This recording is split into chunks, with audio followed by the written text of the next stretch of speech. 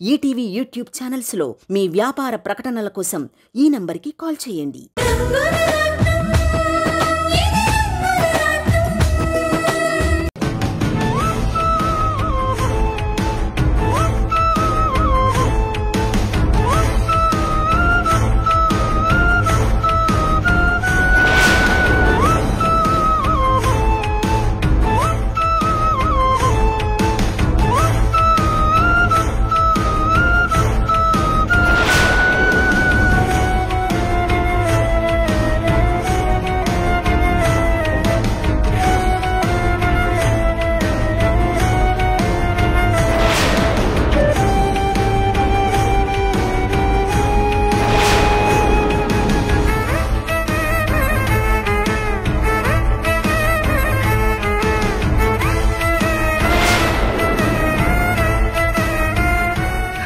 Please అండి, ఇప్పటికే చాలా లేట్ అయింది.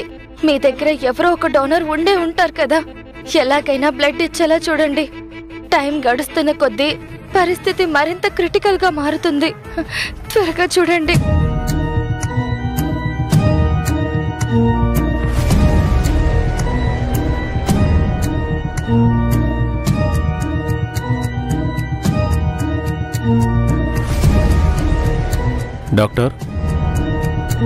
డాక్టర్, ఇలాంటి పరిస్థితుల్లో మీకు ఎలా చెప్పాలో నాకు అర్థం కావడం లేదు. ఇప్పటికే 2 అవర్స్ అయిపోయింది. పాప పల్స్ డౌన్ అయిపోతుంది. బ్లడ్ ఎక్కించకపోతే. నాకు తెలుసు డాక్టర్, ఇలాంటి పరిస్థితిలో నేను ఎంతో మంది ప్రాణాలు నిలబెట్టాను.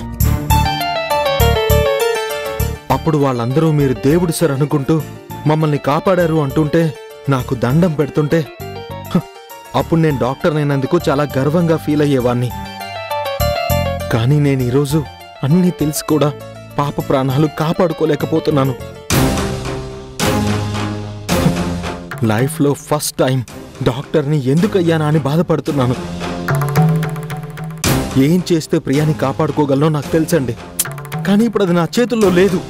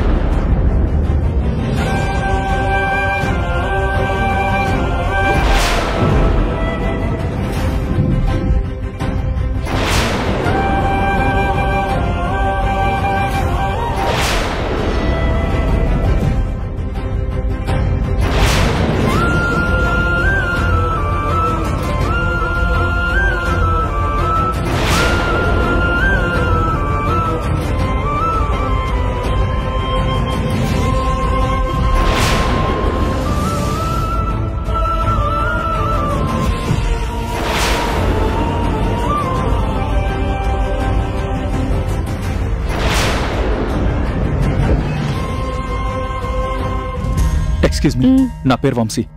బాంబే బ్లడ్ కావాలని యాడ్ ఇచ్చారు కదా, నాది అదే group. Is it? Yeah. Thank God. రండి సార్. ఓకే. డాక్టర్, డోనర్ వచ్చారు.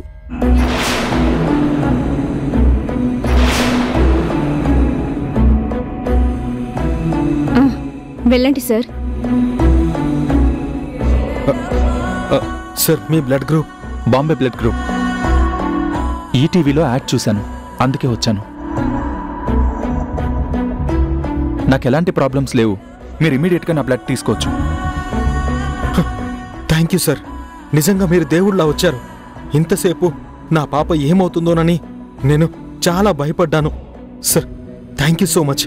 రండి సార్, రండి.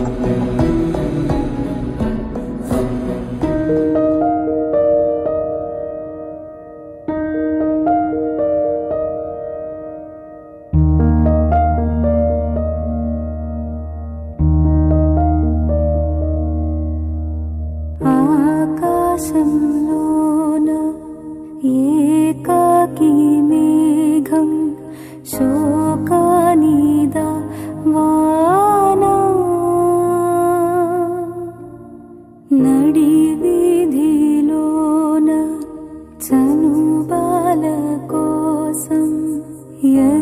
చూడకు నానా తన పేగే తన తోడై తన కుంగే నీడై అరచేతి తలరాత ఎవరు చెరిపారో ఆనాటి గాయాలే ఈనాడే సపాలై ఎదురైతే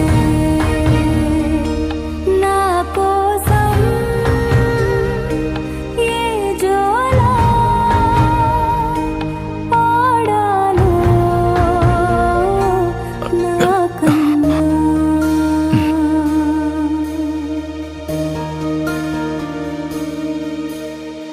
సార్ ఈ జ్యూస్ తాగి 5 మినిట్స్ ఆగి వెళ్ళండి, లేకపోతే కళ్ళు తిరుగుతాయి. సరే.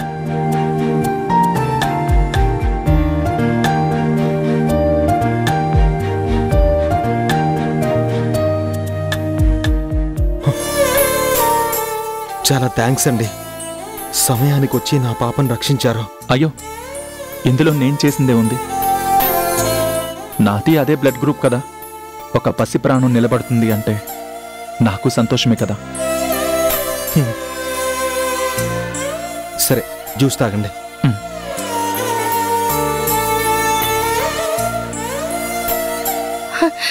ఏంటిది? డోనర్ వచ్చారు మేడం. ఇది అదే బ్లడ్, పాపకి ఎక్కించాలి.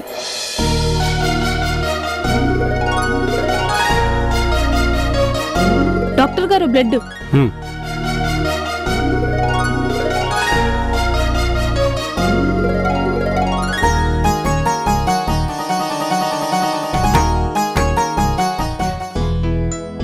మూర్తి, బాలాజీని రమ్మని చెప్పావా? చెప్పాను సార్, వస్తున్నారు. ఏమండి, బాలాజీని రమ్మన్నారా? దేనికి? ఇన్నాళ్ళు అందరూ మనవాళ్లే అనుకుని చాలా మోసపోయాం కదా. నిజాలు తెలిసాక కూడా ఇంకా అదే భ్రమలో బ్రతకూడదు కదా.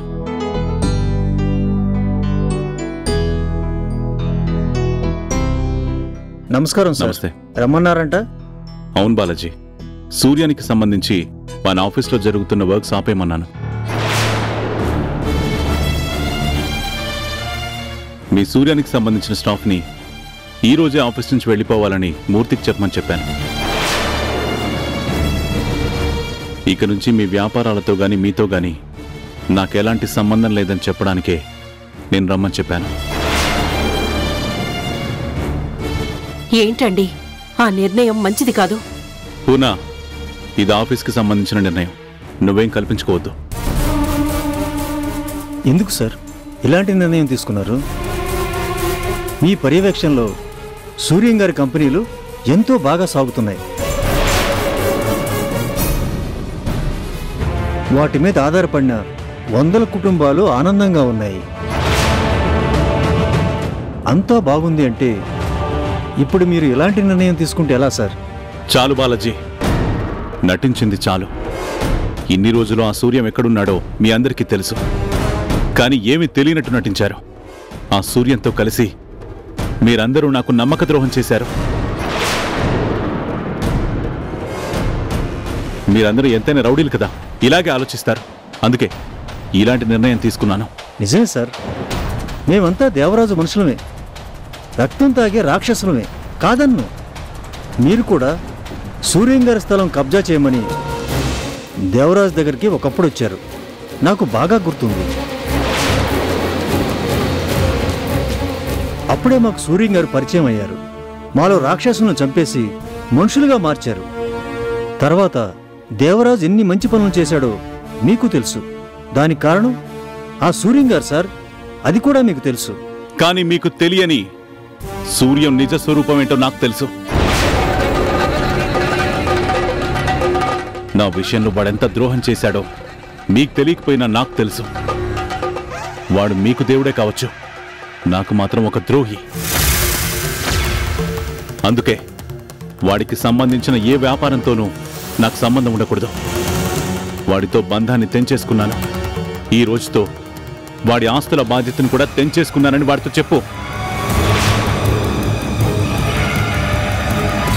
మోసాన్ని శంకర్ క్షమించడని చెప్పు వాడితో. నిజంగా సూర్యం గారికి మోసం చేసే బుద్ధే ఉంటే ఈ రోజు ఇంట్లో నిలబడి మీరు ఇలా మాట్లాడేవారే కాదు సార్. ఆ రేఖ నుంచి మళ్ళీ మీ ఆస్తులు మీకు వచ్చేలా చేసింది సూర్యం గారే. అది మర్చిపోకండి సార్. దానికి సాక్ష్యం మీ పక్కన నిలబడ్డ అమ్మగారు, మీ ముందు నిలబడ్డ మూర్తి. కాదనమని చెప్పండి. అప్పుడు ఒప్పుకుంటాను సూర్యం గారు మిమ్మల్ని మోసం చేశారు అని. బాలాజీ, హద్దులు మీరుతున్నావు. నేను హద్దు మీరలేదు సార్. సూర్యం గారిని మీరే పూర్తిగా అర్థం చేసుకోలేదని చెప్తున్నాను. ఇన్ని రోజులు సూర్యం గారు మీకు కనిపించకుండా ఉన్నది మీకు భయపడో మిమ్మల్ని మోసం చేశానన్న భయంతోనో కాదు సార్. ఆయన తప్పు లేకుండా జరిగిన సంఘటనని మీరు చెప్పిన అర్థం చేసుకోరని, ఇలాగే అపార్థం చేసుకుంటారని భయపడ్డారు. ఇవాళ అదే జరిగింది. సూర్యం గారు ఎప్పుడూ నిజమే సార్. ఆయన్ని అబద్ధం అనుకోవటం నీ తప్పు. వాడు ఉప్పు తిన్నావు కదా, అందుకే విశ్వాసం ఎక్కువగా చూపిస్తున్నావు. నా పరిస్థితిలో నువ్వుంటే నా బాధ ఏంటో అర్థమయ్యేది. Out, get out.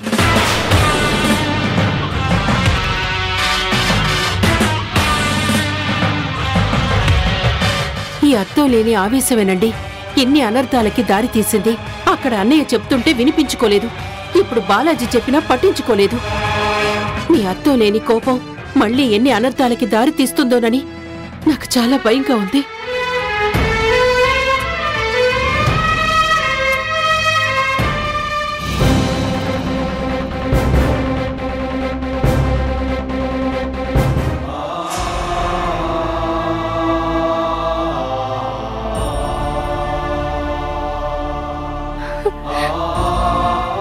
ప్రియా,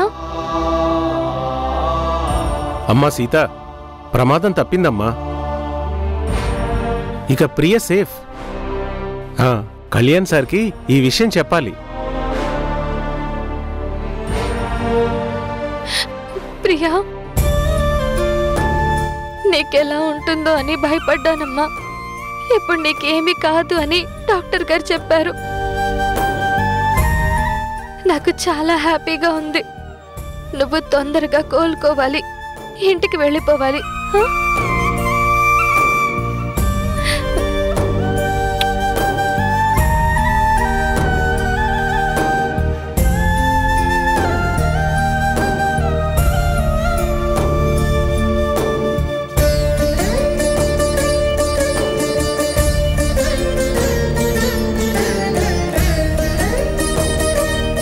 స్వామి, ప్రియకి ఏమవుతుందోనని భయపడ్డాను. కానీ సమయానికి నువ్వే ఆ బ్లడ్ డోనర్ని పంపించి పాపని రక్షించావు. నీ గుడికొచ్చి పొర్లు దండాలు పెడతాను స్వామి.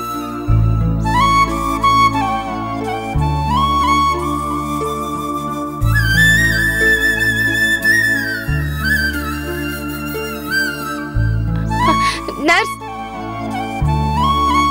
Yes madam. పాప కోసం బ్లడ్ ఇచ్చిన వ్యక్తి ఎక్కడున్నారు? అక్కడే గదిలో కూర్చోమన్నాం మేడం. సరే, నేను వెళ్ళి థ్యాంక్స్ చెప్పొస్తా. సరే మేడం.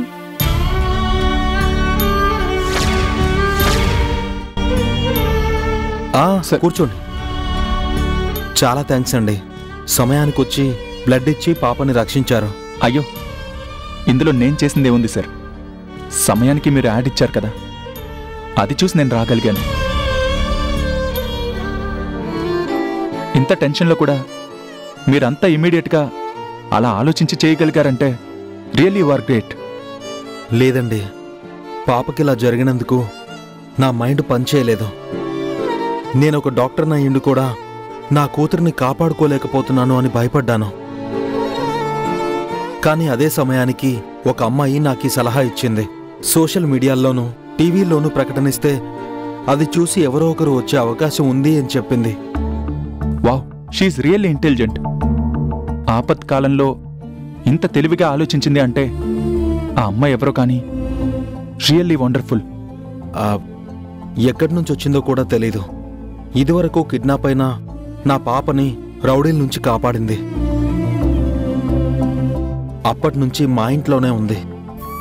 ఇప్పుడు ఈ సమయంలో, నేను ఏమీ ఆలోచించలేని సమయంలో నాకీ సలహా ఇచ్చింది. నాకు నమ్మకం లేకపోయినా ఆ అమ్మాయి నమ్మకం చూసే నేను ఈ ప్రయత్నం చేశాను.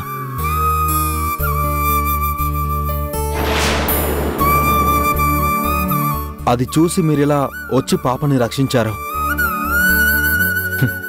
తన నమ్మకమే నిజమని నిరూపించారు.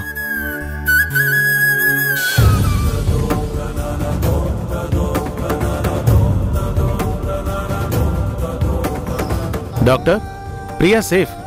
ప్రమాదం తప్పింది. Thank you doctor. పదండి, నేను కూడా ఒకసారి పాపను చూస్తాను. Please come. రండి.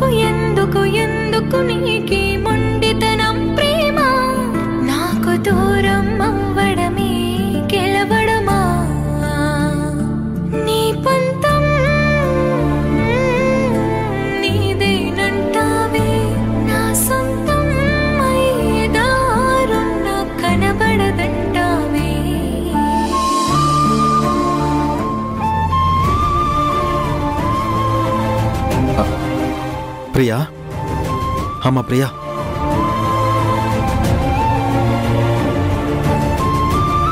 అమ్మ ప్రియా. డాడీ,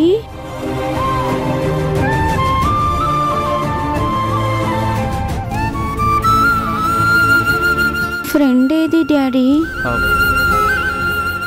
ఇంతవరకు ఇక్కడే ఉందమ్మా. నీకేమవుతుందోనని భయపడి ఏడుస్తూనే ఉంది. తను ఇప్పుడే బయటికి వెళ్ళినట్టుంది. ఎవరు డాడీ? నీ ఫ్రెండా? కాదమ్మా, అంతకు మించి నీ ప్రాణాల్ని కాపాడిన దేవుడు. తనే సమయానికొచ్చి నీకు బ్లడ్ ఇచ్చి ఉండకపోతే నీ బర్త్డే రోజే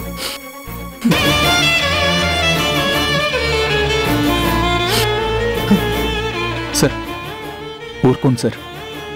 పాపకేమీ కాలేదు కదా, ఇంకేం కాదులేండి.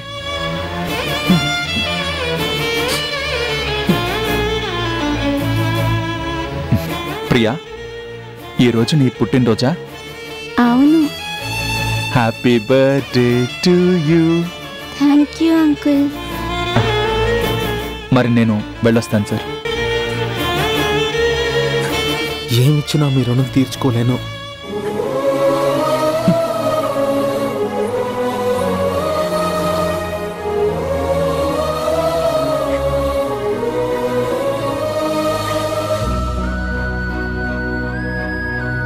వంశీ గారు, దిస్ ఇస్ బ్లాంక్ చెక్. మీకు సారీ సార్, నేను రక్తం నమ్ముకోవడానికి రాలేదు. పాప ప్రాణాలు కాపాడడానికి వచ్చాను. ప్రాణంగా చూసుకుంటున్న వాళ్ళు దూరం అయిపోతే ఆ బాధ ఎలా ఉంటుందో నాకు ఇప్పుడిప్పుడే అర్థమవుతుంది. అందుకే మీ ప్రాణం అనుకున్న పాప మీకు దూరం కాకూడదనే వచ్చాను. Thank you.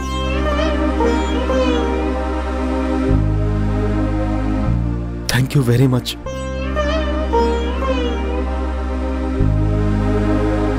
Bye Priya. Take care. Bye uncle. Bye. Bye. వస్తానండి. ఓకే అండి.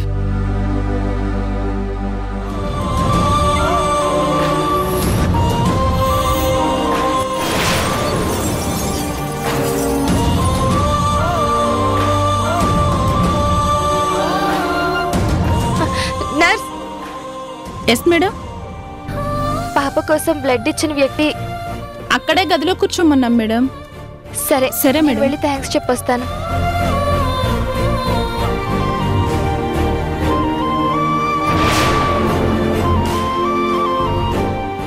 సీత, సార్, బ్లడ్ డోనర్ మీతోనే ఉండాలి కదా, ఎక్కడున్నారు? ఇప్పుడే బయటికి వెళ్తున్నాడు. ఎందుకు? అతను చేసిన సహాయానికి నేను థ్యాంక్స్ చెప్పాలి. చెప్పొస్తాను సార్.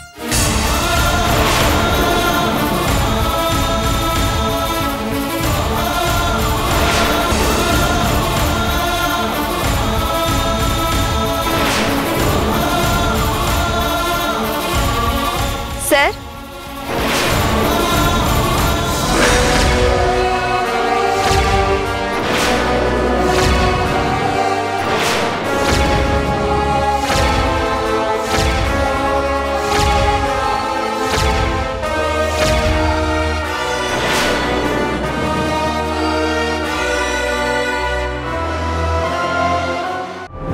మా గొడవల్లో చాలా వరకు దొంగ బంగారమే దొరికిందంట. వాటి విలువ 100 కోట్లలో ఉంటుందంట. ఎన్ఫోర్స్మెంట్ మొత్తం మా ఆస్తులన్నీ సీజ్ చేసింది. దాంతో మాకున్న అన్ని బ్యాంక్ అకౌంట్స్ సీజ్ అయిపోయాయి. మిగిలిన ఆస్తులు, ఇల్లు, అప్పుల వాళ్ళు స్వాధీనం చేసుకున్నారు. ఇప్పుడు నాన్నకి బెయిల్ ఇవ్వాలంటే 10 లక్షలు పూచీకత్తు కట్టాలంట.